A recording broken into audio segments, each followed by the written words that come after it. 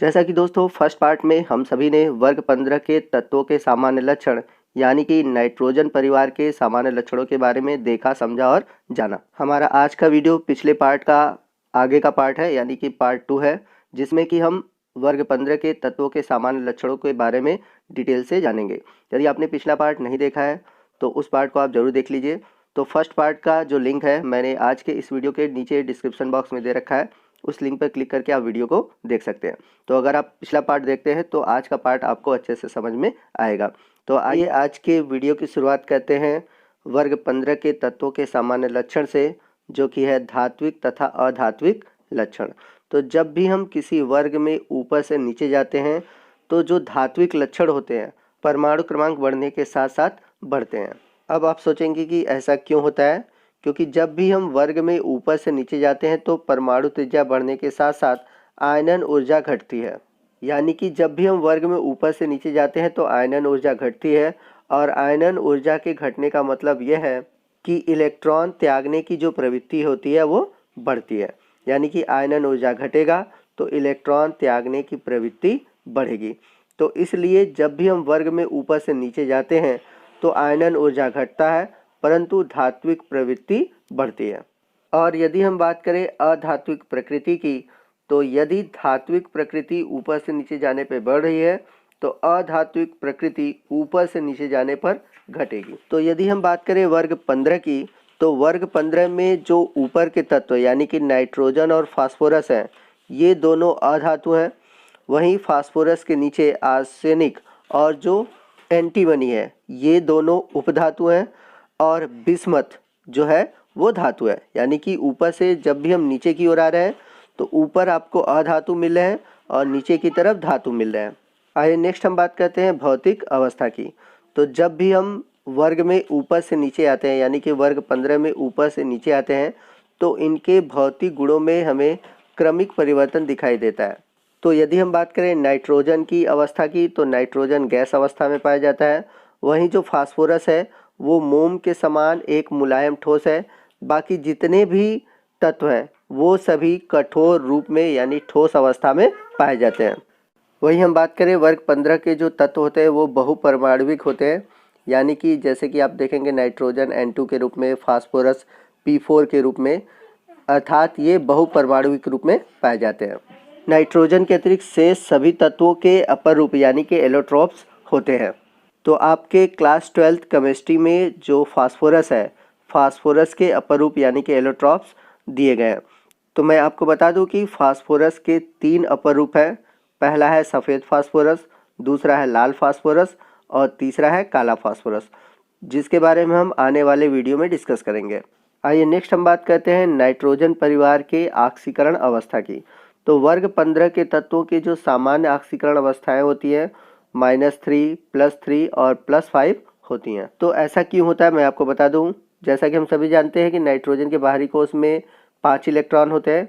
तो अगर ये 3 इलेक्ट्रॉन और ले लेता है तो इसका अष्टक पूर्ण हो जाएगा, यानी कि ये अक्रिय गैसों के समान इलेक्ट्रॉनिक विन्यास प्राप्त कर लेते हैं। अब +3 क्यों होगा मैं आपको ये भी समझा देता हूँ। तो आपने देखा था कि जब हम इनका इलेक्ट्रॉनिक विन्यास करते हैं तो इनके p उपकोष में 3 अयुग्मित इलेक्ट्रॉन होते हैं, जिसका उपयोग ये रासायनिक बंध बनाने में अर्थात साझेदारी में कर लेते हैं। और इनकी ऑक्सीकरण संख्या +5 इसलिए भी होती है कि कभी कभी ये वाहतम कोश में उपस्थित जितने भी इलेक्ट्रॉन है यानी कि जितने 5 इलेक्ट्रॉन हैं उनका उपयोग रासायनिक बंध बनाने में करते हैं। तो जैसा कि हम लोगों ने देखा कि इनकी ऑक्सीकरण अवस्था -3 भी है, +3 भी है, +5 भी है। अब ऐसा होता क्यों है मैं आपको समझा देता हूँ। तो जैसा कि हम जानते हैं कि वर्ग में नीचे जाने पर इलेक्ट्रॉन त्यागने की जो प्रवृत्ति होती है वो बढ़ती है। इस कारण ये धात्विक प्रवृत्ति प्रदर्शित करते हैं। और जैसा कि हम सभी जानते हैं कि जो धातु होते हैं उनकी ऑक्सीकरण अवस्थाएं जो होती हैं वो धनात्मक होती हैं। तो इसलिए जब भी हम वर्ग में ऊपर से नीचे जाते हैं तो ऊपर जो नाइट्रोजन है, ठीक है, ये सभी तत्व क्या होते हैं -3 ऑक्सीकरण अवस्था प्रदर्शित करते हैं। लेकिन जैसे जैसे हम नीचे जाते हैं तो इनकी जो ऑक्सीकरण अवस्थाएं हैं वो धनात्मक होती जाती हैं। यहाँ पर एक बात और भी खास है, मैं आपको बता देता हूँ। अक्रिय युग्म प्रभाव के कारण वर्ग में नीचे जाने पर +5 ऑक्सीकरण अवस्था के स्थायित्व में कमी आती है तथा +3 ऑक्सीकरण अवस्था के स्थायित्व में वृद्धि होती है। तो अक्रिय युग्म प्रभाव के कारण होता क्या है, जो ऑक्सीकरण अवस्था है यानी कि जो +3 ऑक्सीकरण अवस्था है वो नीचे जाने पर स्थायी होने लगता है, जबकि +5 ऑक्सीकरण अवस्था में कमी आने लगती है। कहने का मतलब ये है कि जैसे जैसे हम वर्ग में यानी कि वर्ग 15 में ऊपर से नीचे जाते हैं तो जो ऑक्सीकरण अवस्था +3 है वो स्थायी होती है। मैक्सिमम आपको +3 ऑक्सीकरण अवस्था दिखाई देता है। अब अक्रिय युग्म प्रभाव होता क्या है मैं आपको समझा देता हूँ, तो आपको ये बात ईजिली समझ में आ जाएगा क्यों ऑक्सीकरण अवस्था +3 नीचे अधिक स्थायी होता है। तो अक्रिय युग्म प्रभाव एक ऐसी घटना है जिसमें कि नाभिक का जो बाहरी कोश का s इलेक्ट्रॉन है उसके प्रति आकर्षण बढ़ने लगता है। यानी कि नाभिक क्या कहता है कि जो सबसे बाहरी s उपकोश है उसमें जो पाए जाने वाले इलेक्ट्रॉन हैं उनको अपनी ओर बहुत अधिक तेज़ी से आकर्षित करने लगता है। तो जब अधिक आकर्षित करता है तो होता क्या है कि जो s वाले इलेक्ट्रॉन हैं वो रासायनिक बंध में भाग नहीं लेते। तो कहने का मतलब है कि जो s उपकोश में इलेक्ट्रॉन है वो रासायनिक बंध में भाग नहीं लेते, यानी कि ये इलेक्ट्रॉन रासायनिक बंध में डोनेट नहीं किया जाता, जिसके कारण जैसे जैसे हम नीचे की ओर आते हैं यानी कि जब हम वर्ग में नीचे की ओर जाते हैं तो जो +3 ऑक्सीकरण अवस्था है उसके स्थायित्व में वृद्धि होती रहती है। तो अक्रिय युग्म प्रभाव के कारण ये जो वाह्यतम कोश में जो 5 इलेक्ट्रॉन है ये सभी पाँचों इलेक्ट्रॉन का यूज़ नहीं कर पाते। तो जैसे ऊपर के जो तत्व हैं तो उनकी ऑक्सीकरण संख्या +5 होती है, लेकिन जब ये सभी इलेक्ट्रॉन का यूज नहीं कर पाते अक्रिय युग्म प्रभाव के कारण तो इनकी जो ऑक्सीकरण अवस्था होती है वो +3 होती जाती है। यानी कि जो +3 ऑक्सीकरण अवस्था है वो अधिक स्थायी हो जाती है। आई होप ये बात आपको समझ में आ गई होगी। अब यदि हम बात करें नाइट्रोजन की ऑक्सीकरण अवस्था की तो नाइट्रोजन -1, -2, -3, 0, +1, +2, +3, +4, +5 ऑक्सीकरण अवस्था प्रदर्शित करते हैं। जैसा कि मैंने बताया कि वर्ग 15 के तत्वों की जो ऑक्सीकरण अवस्थाएं होती है वो -3, +3, +5 होती हैं, परंतु जो नाइट्रोजन है वो अपवाद है जो कि -3 से लेकर +5 तक ऑक्सीकरण अवस्था प्रदर्शित करता है। आइए नेक्स्ट हम बात करते हैं वर्ग 15 के तत्वों की संयोजकता की। तो वर्ग 15 के तत्वों की जो सामान्य संयोजकताएं होती हैं वो 3 होती है। तो आप सभी ने पढ़ रखा है कि जब भी किसी तत्व का हम इलेक्ट्रॉनिक विन्यास करते हैं और बाहरी कोश में यदि 4 से अधिक इलेक्ट्रॉन होते हैं तो हम 8 में से घटाते हैं। तो नाइट्रोजन के बाहरी कोश में 5 इलेक्ट्रॉन है, तो जब हम 8 में से 5 इलेक्ट्रॉन को घटाएंगे तो इसकी संयोजकता क्या आएगी, 3 आएगी।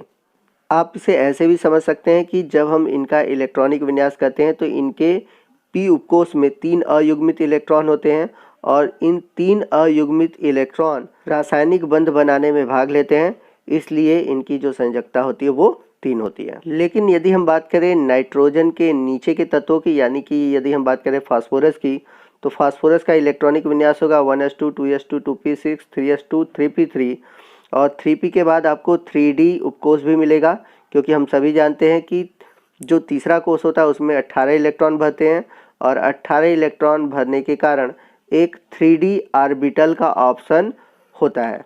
तो फास्फोरस का जो 3d ऑर्बिटल है वो खाली है। तो होता क्या है कि ये रासायनिक बंध बनाने के लिए ये अपने s उपकोष का इलेक्ट्रॉन क्या करता है, प्रमोट कर देता है। अब इस कंडीशन में क्या होता है, इस कंडीशन में होता क्या है कि अब फास्फोरस के पास अब 5 अयुग्मित इलेक्ट्रॉन है और इन 5 अयुग्मित इलेक्ट्रॉन के कारण अब इनकी संयोजकता क्या हो गई, 5 हो गई। तो ऐसा क्यों हुआ, ऐसा हुआ डी उपकोष के कारण। तो नाइट्रोजन के नीचे के तत्वों के वाह्यतम कोश में रिक्त डी उपकोष होता है, अतः ये तत्व अपने अष्टक का प्रसार कर सकते हैं, इसलिए ये 3 और 5 दोनों संयोजकता प्रदर्शित करते हैं। परंतु नाइट्रोजन के वाह्यतम कोश में रिक्त डी उपकोष नहीं होता, अतः यह अपने अष्टक का प्रसार नहीं कर पाता, इसलिए नाइट्रोजन की संयोजकता +3 होती है, यानी कि इसकी संयोजकता +3 के अलावा कोई और नहीं हो सकती। जबकि नाइट्रोजन के नीचे के जितने भी तत्व हैं उनके पास रिक्त डी उपकोष होता है, जिसके कारण ये 3 और 5 दोनों संयोजकताएं प्रदर्शित करते हैं। तो दोस्तों आज की वीडियो में बस इतना ही। आपको आज का वीडियो कैसा लगा आप कमेंट करके ज़रूर बताइएगा। यदि वीडियो अच्छा लगा हो तो वीडियो को लाइक करिएगा और अपने दोस्तों में इसे शेयर करना मत भूलिएगा। और यदि आप हमारे चैनल पर नए हैं और अभी तक आपने हमारे चैनल को सब्सक्राइब नहीं किया है तो प्लीज़ हमारे चैनल को सब्सक्राइब कर लीजिए और बगल में जो बेल आइकन है उसे प्रेस करिएगा और ऊपर की ओर जो ऑल का ऑप्शन है उसे सेलेक्ट कीजिएगा, ताकि जब भी मैं इस तरह के वीडियो अपलोड करूं उसका नोटिफिकेशन सबसे पहले आप पर पहुंचे। तो दोस्तों आज के वीडियो में बस इतना ही। मिलते हैं अगले वीडियो में अगले टॉपिक के साथ। तब तक के लिए जय हिंद, जय भारत।